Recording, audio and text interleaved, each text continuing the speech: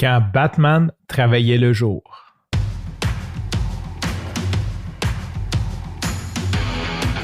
Il aime le code.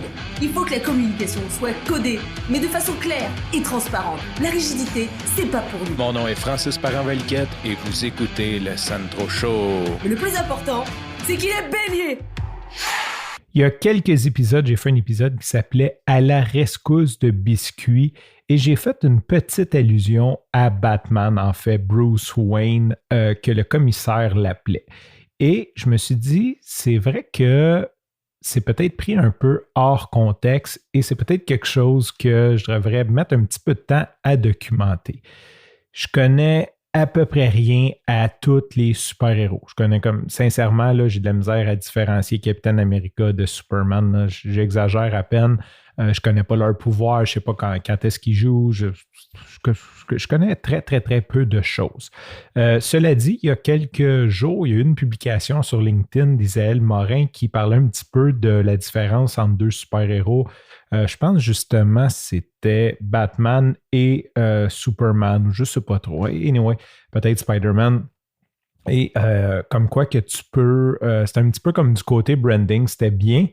Et il disait que Batman, une de ses particularités, c'est qu'il travaillait de nuit, que lui, il sauvait le monde des méchants pendant la nuit.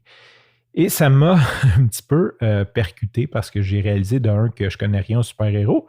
Puis de deux, moi, ce que je connais de Batman, c'est la vieille série de Batman des années 60. Je crois que ça a commencé en 66 à je ne sais pas trop quelle année exactement.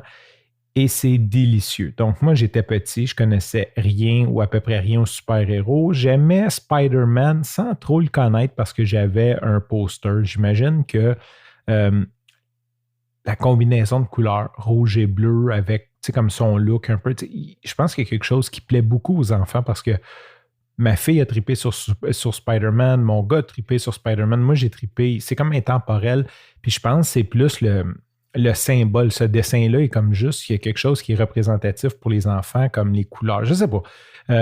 Mais je connaissais pas l'histoire, j'avais à peine écouté peut-être quelques émissions, puis je me souviens d'avoir écouté les émissions, puis de pas faire comme « wow, c'est tellement cool, là. » C'est comme « ok, c'est correct ». Donc, Batman, je suis présenté à Batman. Mon oncle Juju qui s'occupait de moi m'avait acheté un poster de Batman et c'était tous les personnages de la série des années 60 qui étaient un à côté de l'autre. Je l'avais mis dans ma chambre, mais je n'avais jamais vraiment écouté cette série-là. Et un jour, ça s'appelle l'été. Et l'été, à l'époque, là, c'est loin, là, mais il faut se remettre en contexte. On n'a pas d'Internet, on n'a pas de Netflix. Si tu écoutes ça dans 40 ans, on n'a pas whatever, qu'est-ce qui est vidéo ou divertissement sur demande qu'on avait. On a des télés. Quand tu es privilégié, tu as le câble, donc tu as plus de postes, plus de choix de programmes. Sinon, tu as des antennes, puis tu pognes à peu près 5-6 postes, puis tu écoutes ce qu'il y a. Donc, à l'heure que tu écoutes, si tu as le goût d'écouter la télé maintenant, ben, tu ouvres la télé, puis ce qui joue, c'est ce qui joue. Ou si c'est plate, c'est à toi de choisir. Soit tu écoutes quelque chose de plate, ou tu fermes la télé, tu fais d'autres choses. En gros, c'est à peu près ça le choix. Il y avait des vidéos, mais c'était quand même compliqué. Ça te prenait une cassette. C'était pas super facile d'écouter ce que tu avais envie d'écouter quand tu voulais l'écouter. Et c'est ça, j'avais jamais écouté ça. Et l'été, ce qui était bien, c'est que les gens prenaient vacances. Fait qu'il y avait plein d'émissions culturelles. Il y avait plein d'émissions qui n'existaient pas l'été, qui arrêtaient, mettons, au mois de mai, puis qui recommençaient en septembre. Donc, il y avait la programmation d'été et comme les gens écoutaient moins la télé l'été, les annonces, ceux qui voulaient annoncer, les annonceurs étaient moins nombreux, donc voulaient payer moins. Et qu'est-ce que les diffuseurs, les postes de télé faisaient? Ben, ils passaient du vieux contenu en boucle. Donc, ils faisaient de la récupération de contenu, ce qu'on fait aujourd'hui sur les réseaux sociaux. Mais eux, ils faisaient ça à l'époque et ils nous passaient des vieux films, des vieux, j'imagine, qui payaient moins cher de droits parce que ça avait déjà été amorti ou ils les avaient déjà. Et ils nous passaient des vieilles séries, dont les vieux Batman. Et là, je me souviens des petits culs, d'être au camping de ma grand-mère. Et ça jouait, je pense, à 4h ou 4h30. Et ma grand-mère m'avait prêté une de ses anciennes montres. Donc, j'avais, tu sais, une montre de grand-mère, là, un petit bracelet en or, comme un morceau, en tout cas. Je l'ai en tête, là, je ne sais pas si je serais capable de bien la décrire, mais vraiment une montre de grand-mère. elle me mettait ça dans le bras, puis elle me disait Batman, c'est à 4h30. Et j'avais déjà de la misère à lire les aiguilles, mais j'avais compris c'était où Batman. Et là, je partais en vélo, je partais comme après le dîner. Et quand je voyais qu'il était comme 4h20 ou peu importe 4h moins 10, là, puis je ne me souviens pas exactement de l'heure que je devais arriver, je partais 10 minutes avance. Je partais avec mon vélo, puis je m'en venais vite, puis je freinais sec devant chez ma grand-mère, je rangeais le vélo et je me prenais un verre de jus ou peu importe quoi. Et là, j'avais le droit d'écouter mon épisode de Batman. Et une chose qui m'a percuté, je connais pas l'histoire de Batman, j'ai jamais lu les Batman. Je sais pas quand est-ce que ce super-héros-là est né. Est-ce qu'il est né avant probablement qu'il est né avant la série télévisée, que c'est une reprise. Mais dans la série télévisée des années 60, Batman travaillait de jour. Donc, c'est la première chose. C'est vrai que tous les films après que j'ai pu voir de Batman ou les bouts de films, il est toujours la nuit. C'est vraiment The Knight Rider, là, c'est vraiment le Dark Knight. C'est vraiment un personnage de nuit. Mais dans les années 60, il était en collant et il faisait son super-héros en plein jour. Donc, il n'avait pas peur de se faire voir.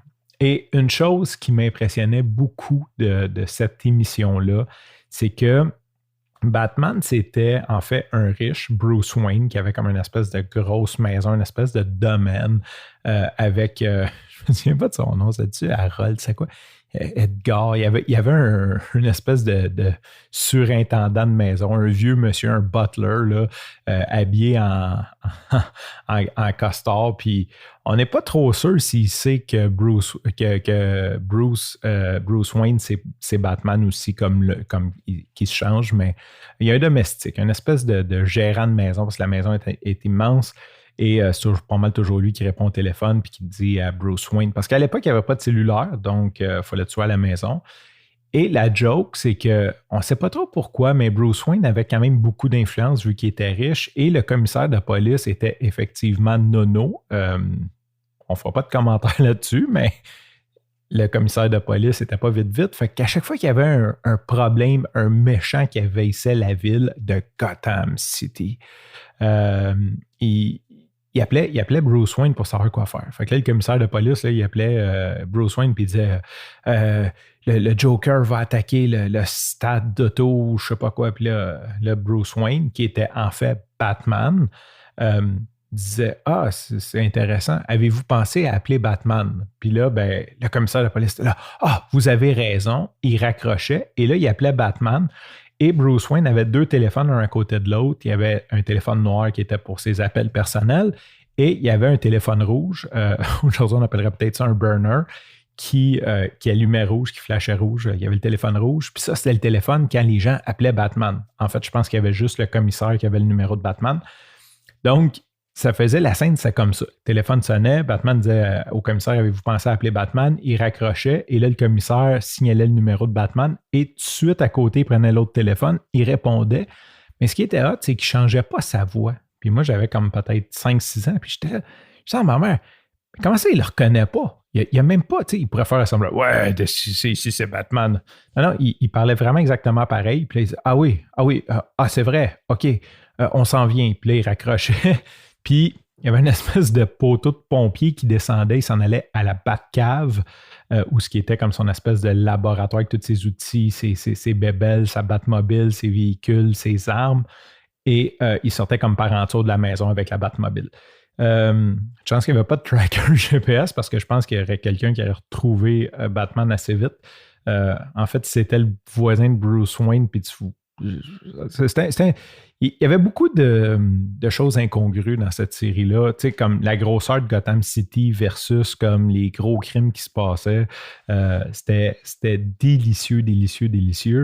Et ce qui était drôle, c'est que je ne sais pas pourquoi, mais il fallait tout le temps que Batman et son acolyte Robin montent un mur. Il fallait toujours qu'il escalade un mur, puis il l'escaladait pas pour vrai. Fait que le trucage des années 60, c'est qu'il marchait par terre avec une corde. Fait qu'il mettait comme de la tension dans la corde. Imagine-toi, là, tu attaches une corde au mur, tu marches par terre, puis c'était juste l'image de la caméra qui était virée pour faire comme si tu montais sur un, sur un mur, tu sais, comme si tu escaladais un mur, pas en rappel, mais l'inverse d'un rappel. Puis le décor était comme tourné. Je sais pas trop comment il faisait cet effet-là, mais ça devait être une autre image sur image, genre avec un green screen. Mais ça paraissait tellement qu'il n'était pas en train de monter un mur, mais qu'il marchait. Et le plus hot, c'est que quand il arrivait devant des méchants, il fallait qu'ils se battent. Et il y avait une certaine censure. Et là, tu voyais comme, mettons, tu voyais Batman donner un coup de poing. Puis là, quand il approchait du méchant, l'écran changeait. Puis c'était comme une bulle de dessin animé. Puis c'était écrit genre, pow, wham! Puis là, tu entendais les sons, wouh, femme, pouf! Puis là, tu voyais comme après le gars tomber. Donc, il se faisait même pas pour vrai. C'est ça. C'est l'époque où ce que Batman travaillait de jour. C'était délicieux. C'est le Batman que je connais et que j'aime. Sur ce, je te remercie pour ton écoute. Je te dis à demain et bye bye.